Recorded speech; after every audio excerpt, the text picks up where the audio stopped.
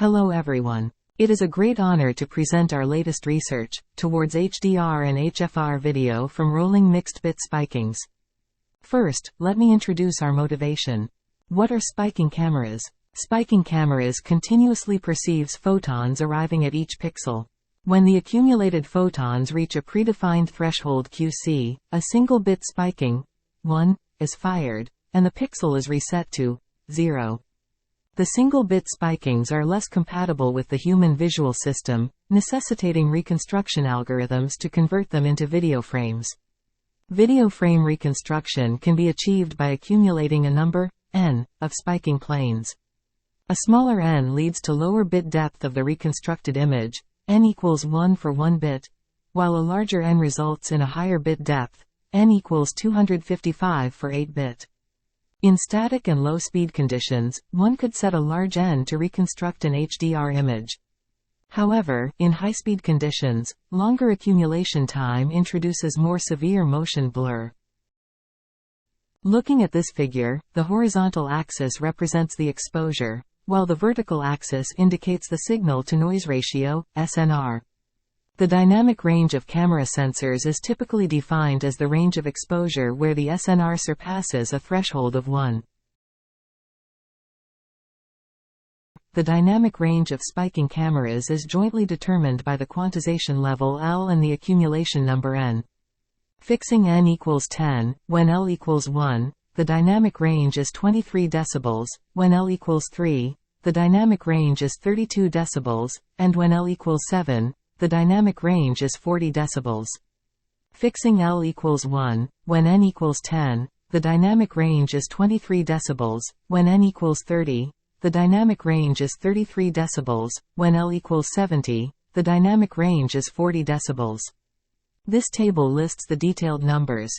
When n takes a very large value, e.g., 20,000, the theoretical bound of single-bit spikings is around 90 decibels, while the theoretical bound of 3-bit spikings is around 107 decibels. Higher bit depth inevitably brings increased transmission pressure, which may reduce the readout efficiency of spikings. Hence, the reconstruction of video frames from spikings faces a trade-off between HDR and HFR. To balance the trade-off between HDR and HFR, a reasonable solution is to alternately read out mixed-bit data that comprises both multi-bit and single-bit spikings. From the perspective of hardware manufacturers and practical deployment, it is desirable that the design principles of the readout mechanism for mixed-bit spikings incorporate advantages such as simplified implementation, low bandwidth requirements, and fast sampling rates. Compared to the full-frame readout mechanism, the rolling readout mechanism can naturally take the above advantages and thus has been widely employed in HDR and HFR video reconstruction. Taking this inspiration, as shown in this figure, we propose to design the Rolling-Mixed-Bit (RMB) spikings to take the best of both worlds: high bit depth and efficient readout. Further, we propose an HDR and HFR video reconstruction framework, termed RMB-Net, that leverages a cross-bit attention and a cross-time attention block, to effectively reconstruct an HDR and HFR video from RMB spikings. In this figure, T is the scanning cycle of multi-bit spikings, TH is the timestamp that the scan precisely undergoes a half-cycle. We denote the target multi-bit spiking plane at TH as M, TH. M, R, TH is the corresponding spiking plane by accumulating the multi-bit spikings read out within T. We need to rectify the shape distortion of M, R, TH, to obtain M, TH. We firstly estimate the differential of spike firing time, DSFT, corresponding to M, R, TH, and M, TH. Then, we estimate the optical flow between DSFT, M, R, TH, and DSFT, M, TH, using spike 2 flow. This is followed by a warping operation to obtain M, TH. As shown in this figure, RMB-Net firstly tackles the issue of spatial misalignment with the optical flows estimated from single-bit spikings. Next, two encoders are utilized to extract multi-scale features from the two-stream input in parallel. To reconstruct a single frame at step I by merging single-bit and multi-bit features, we design a two-stage fusion process. We firstly accomplish the fusion of single-bit and multi-bit features, and then deal with the fusion of the temporal sequence within the bunch N. In the second stage, RMBNet achieves fusion by leveraging temporal fusion with the cross-time attention block. Finally, we use a decoder to reversely map the features to the output frame.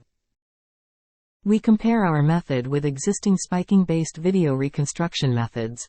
We show the reconstruction results on synthetic data of the proposed method and compared methods. The proposed method is capable of reconstructing rich texture details for both dark and bright regions.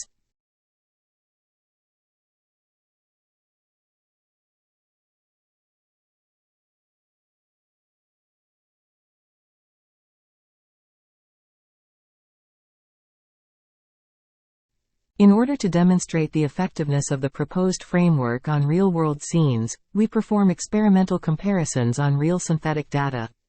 Our approach consistently achieves outstanding results.